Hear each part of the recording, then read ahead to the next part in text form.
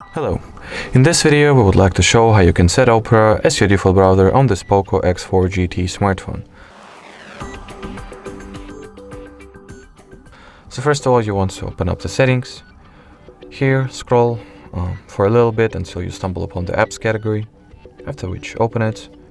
Go for the Manage Apps section, tap on this three dots at the top right corner of your screen, Default Apps, Browser, and in here just select Opera by simply tapping on it. There is also the second way to do that directly from the application, so let's go ahead and open the Opera.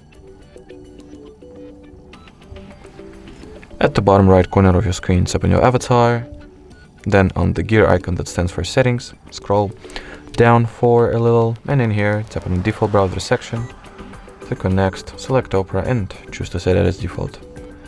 And that will effectively mean that you have successfully set Opera as your default browser on this device. Thank you so much for watching, and bye bye.